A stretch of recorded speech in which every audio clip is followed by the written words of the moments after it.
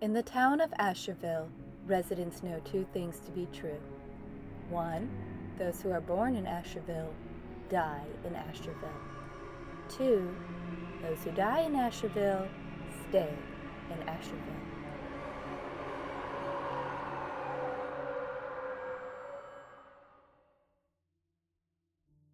No one ever tells you what a shock it is. Sure, it's not uncommon, they do it all the time on TV. But you always think it's something that happens to other people. You might send a card displaying a level of sympathy and go about your day. No one ever tells you what it's like when you've gone to school, same as always, had a typical day. Watched the clock, failed a math test, walked home, turned on the TV before homework, and your father rushes in, demanding you get to the car, your mother's dead. And you look up from your cartoon and go, what? Like somehow him repeating it would make it untrue. I don't know what I expected. We went off onto the highway where she had her accident. She, my mother, and the person her car had killed were there discussing insurance. They weren't even arguing. Guess there was no point. Still, if it was something to see her there, hovering, blue, glowing. Her hair moving like there was wind even though I felt none. Might seem like a tiny detail, remembering if there was wind or not on the day your mother died. But there was another version of her to look at, what hung limp against the dashboard of the car, and I choose to only remember the wind. The paramedics took her away, and Dad and I followed. My mother had scolded him for bringing me, listing off the various amounts of paperwork, which would now have to be done, as well as her cremation. I stared at my feet as she instructed him to call my grandmother to meet us at the hospital. I stayed in the hallway for about an hour or so before she was finally able to come by, and I ended up spending the night with her. I remember that dinner, sitting with my grandmother as we both half-started sentences we didn't want to finish. We were in the same boat to some degree. That was probably what had given me the courage to ask why grandfather was never around, and to my surprise, Grandma was readily open to discuss the subject, explaining how he had run off and how she had no idea if he were alive or dead, but either way he would most likely be on the other side of town, where she would not see him. My parents picked me up just before lunch the next day. Mom's urn nestled snugly in the passenger seat. I almost failed to notice that her glowing self sitting right above it. I think she smiled. I could hear it in her voice as she asked how I was holding up before suggesting we stop by my favorite fast food joint on the way home. That turned out to be a bad idea. We were all creatures of habit. My little family, my daddy knew our orders by heart. I'm sure I don't have to spell out what caused such a long pause in the car or why I suddenly burst into tears. Oh, my mother tried so hard to understand, tried to get into the mind of her 7-year-old daughter, wondering what really was the big deal of it all, when at the end of the day, she was still there. I thought maybe she had been putting on a face for my sake, but I don't think she got it until that night became the first one in my life where my mother went to run her fingers through my hair and couldn't. Daddy had to come usher her back to their room. School was its own facility of mixed messages. I had teachers who never spoke a word but always gave me this deeply sympathetic and sad look. Kids, on the other hand, constantly asked me questions.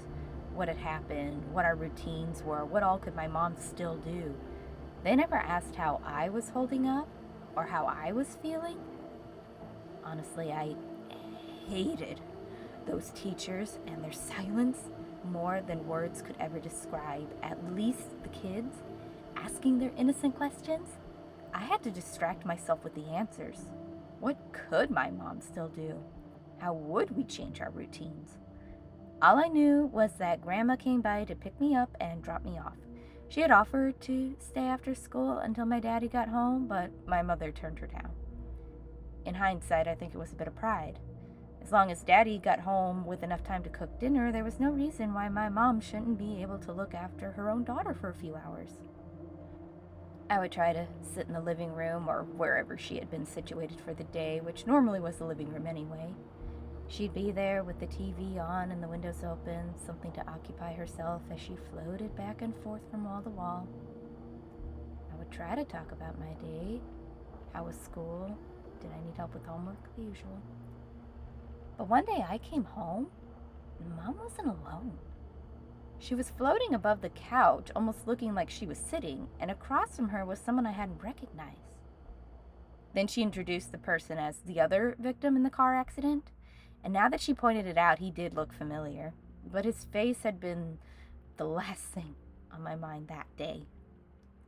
Apparently they had developed something akin to a friendship and were bonding over their mutual death. I immediately bolted out to the backyard.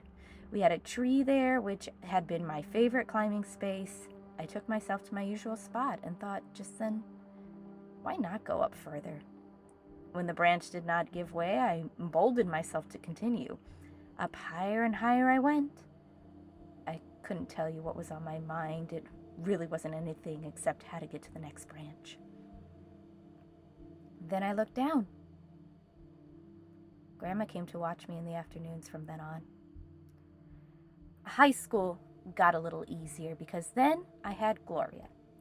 Gloria was the only one who really understood. She never asked questions I didn't want to answer, but she also didn't leave me hanging in awkward silence. She just stayed by my side, letting me talk about things, cry it out when I needed to. I became bolder around her, like who I felt I should be, instead of this hollow shell where myself used to be. I started spending more and more time at her house. We didn't do anything special, just our nails and hair, typical teenage girl stuff.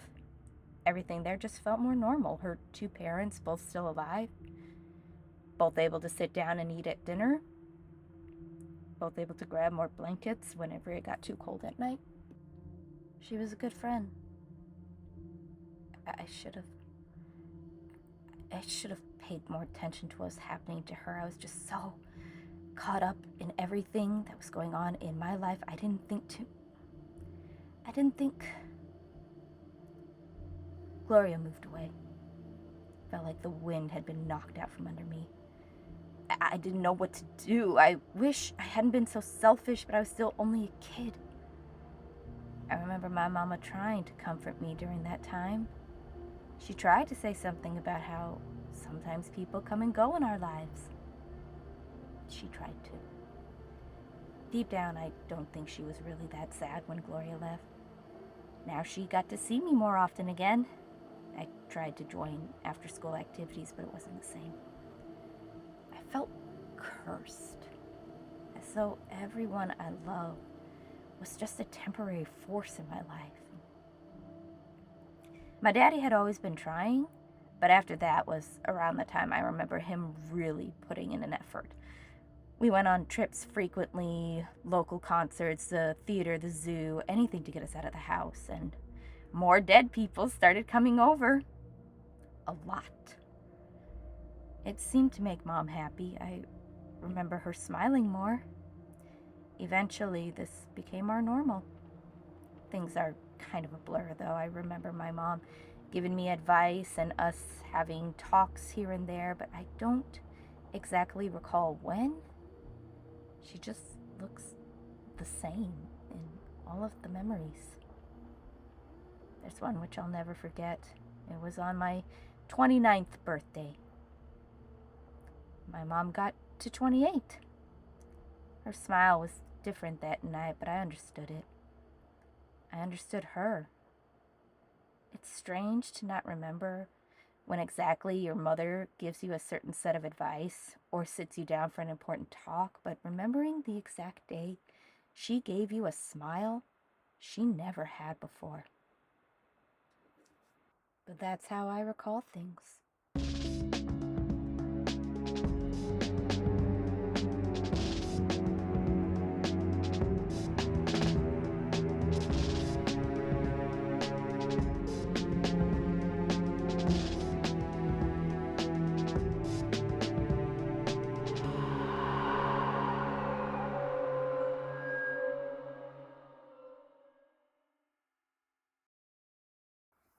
A message from the void.